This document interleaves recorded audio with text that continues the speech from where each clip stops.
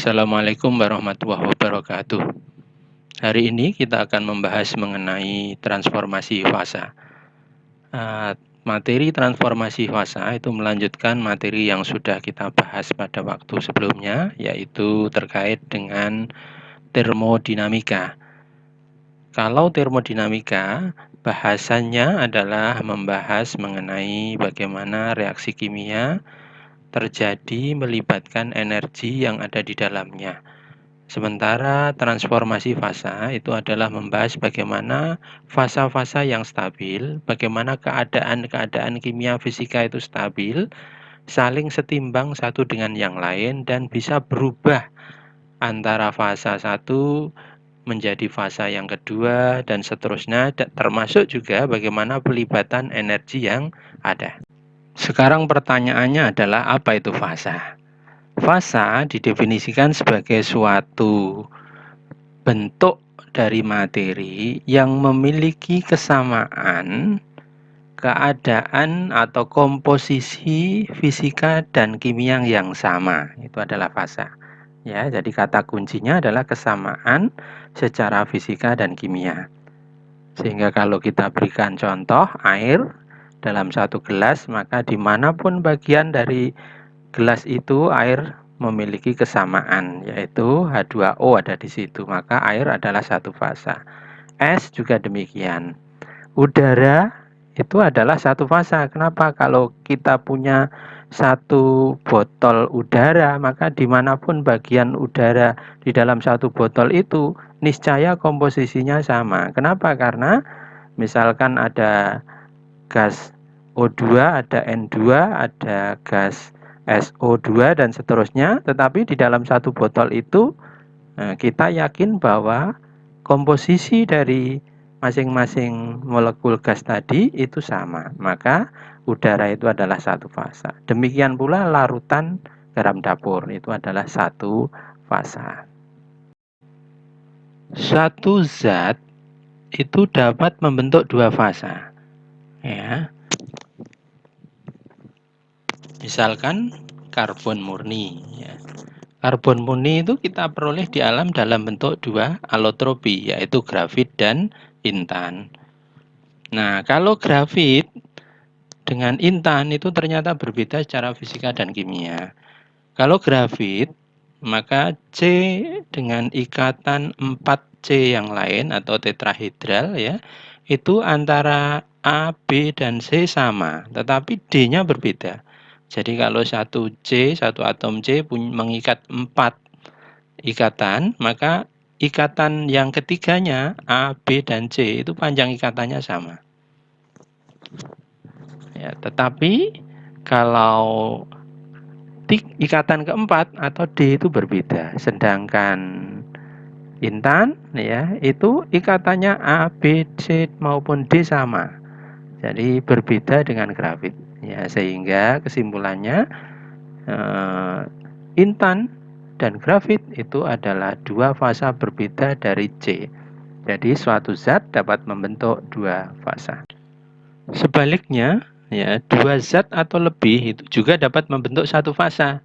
Ya, misalkan campuran gas. Ya, misalkan dalam satu botol yang kita isi dengan gas hidrogen dengan gas nitrogen, maka di dalam botol itu campuran nitrogen dengan hidrogen akan membentuk satu fasa. Tidak bisa kita bedakan pada bagian tertentu itu kecuali kita mendapati di situ komposisinya kedua gas itu sama, yaitu hidrogen dengan nitrogen. Maka campuran gas itu selalu menghasilkan satu fasa.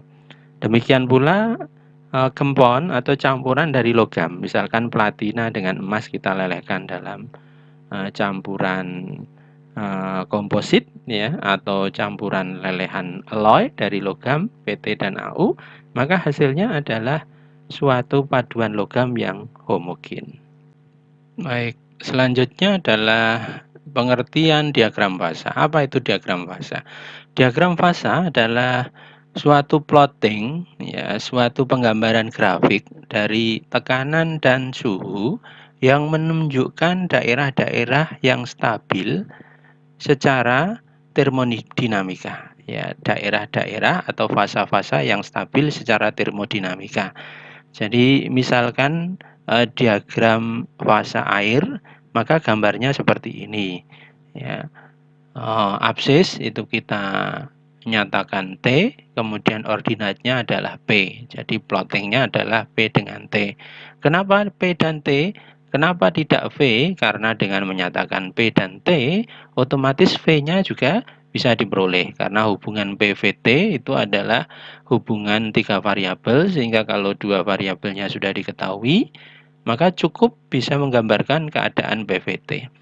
Maka di sini di dalam diagram fasa air itu ada garis-garis, ada 3 garis.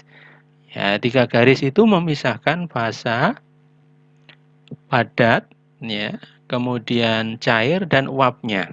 Ya, dengan penampilan sebagaimana ditunjukkan di dalam slide. Ya.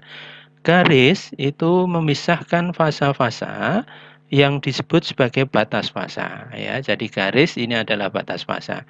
Maka di situ ada batas fasa padat cair, batas fasa uap cair, dan batas fasa padat uap.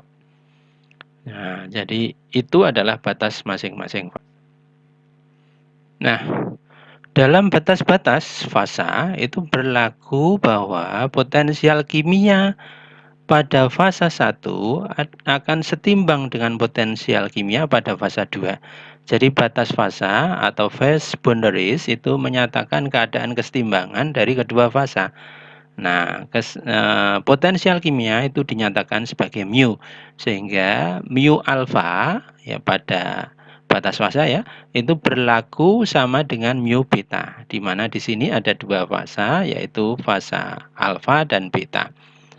Nah, inilah yang digunakan melalui hubungan energi bebas Gibbs untuk menurunkan bagaimana definisi potensial kimia yang akan kita bahas pada kuliah berikutnya. Contoh dari batas fasa atau phase boundary misalkan adalah titik didih. Nah, titik didih itu menyatakan sebagai temperatur pada mana tekanan uap itu setara, seimbang dengan tekanan luar. Ya, tekanan uap setimbang dengan tekanan luar. Jadi kita bedakan kalau ada mendidih ya, itu adalah secara bersamaan molekul-molekul yang ada pada fasa cair berubah menjadi fasa uapnya. Nah, titik didih ini dibedakan menjadi titik didih normal dan titik didih standar. Ya, jadi kalau titik didih normal itu tekanan luarnya adalah 1 atmosfer, tapi kalau titik didih standar itu adalah 1 bar. Walaupun perbedaannya juga tidak jauh. Demikian pula titik leleh. Ya, titik leleh ini batas fasa antara cair dan padat ya. Maka di situ ada kesetimbangan antara cairan dan padatannya. Nah, di situ juga dibedakan titik leleh normal dan titik leleh standar. Batas fasa yang lain dalam diagram fasa air adalah titik triple. Ya, titik triple itu apa? Titik triple itu menyatakan suatu titik dalam diagram fasa air di mana terjadi 3 fasa setimbang, yaitu fasa padat, fasa cair, dan fasa gas atau fasa uapnya. Ya, maka di situ disebut di dalam diagram fasa, konsep diagram fasa itu adalah titik invarian. Ya, titik di tengah itu adalah titik triple point.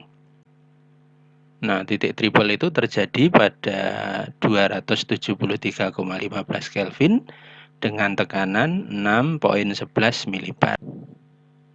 Nah, ini adalah gambaran lengkap dari batas-batas fasa dalam diagram fasa air ya. Jadi ada batas fasa padat dengan cair, batas fasa padat dengan uap, dan batas fasa cair dengan uap. Nah, di tengah-tengah ini itu adalah titik triple. Kemudian di atas ini adalah titik kritis. Titik kritis atau critical point itu menyatakan keadaan di mana tidak terbedakannya antara fase cair dengan fase uap. Ya, jadi coba bayangkan suatu keadaan di mana fase air itu tidak terbedakan dengan fase uapnya. Jadi ini terjadi pada suhu tinggi ya dengan tekanan yang tinggi. Nah, itu dimiliki namanya titik kritis. Ini adalah definisi dari titik kritis ya. Nah, di situ at same point ya, di mana fase cair dengan fase uapnya itu tidak terbedakan, itu namanya adalah temperatur kritis. Ya, di atas itu ada fase yang tunggal, itu namanya adalah cairan superkritis. Ya, jadi ada cairan yang namanya superkritis, itu cairan yang tidak bisa dibedakan dengan uapnya. Nah, ini adalah diagram fase air secara lengkap ya. Maka di sana digambarkan bagaimana terdapat batas-batas fase antara padat air dengan gasnya, termasuk juga batas fase antara padat 1 dengan padat 2 ya. Jadi di situ diberikan ilustrasi gambaran bahwa ternyata padatan air atau es itu ada 7 macam kristal ya. Jadi ada 7 jenis kristal air yang diperoleh pada tekanan dan suhu yang berbeda-beda. Nah, ini adalah tekanan yang tinggi dengan suhu yang rendah. Itu bisa dilihat di dalam grafik atau slide tersebut. Terlihat juga bahwa air ternyata memiliki 8 triple point ya, yang digambarkan pada titik-titik yang ada di diagram fase tersebut. Sebagai perbandingan, di sini diberikan contoh diagram fase karbon dioksida ya. Secara umum sama, hanya ada perbedaan pada batas fase antara padatan dan liquid ya. Kalau air itu batas fasanya memiliki slope ke kiri, kemiringan garis ke kiri. Jadi slope-nya negatif. Sementara kalau CO2 itu batas fase solid dan liquid, Anda lihat di dalam slide ya, itu condong ke kanan. Jadi slope-nya positif. Nah, ini ada perbedaan seperti ini. Nah, ini adalah contoh yang lain yaitu diagram fase helium. Ada beberapa ilustrasi batas fase yang sama sekali berbeda dengan air maupun karbon dioksida. Silakan Anda pelajari di dalam. Baik, itu saja yang kita pelajari pada kuliah awal ini. Ya, minggu depan kita perdalam lagi mengenai bagaimana hubungan antara batas-batas fase itu yang dinyatakan dengan suatu persamaan Clausius dan Clapeyron. Yang jelas ya prinsip-prinsip mengenai bagaimana posisi fasa-fasa secara setimbang itu sudah Anda pelajari dalam kuliah awal ini. Terima kasih, kita akhiri saja. Moga-moga bermanfaat. Assalamualaikum warahmatullahi wabarakatuh. Diagram fasa ini dengan rujukan buku Atkin.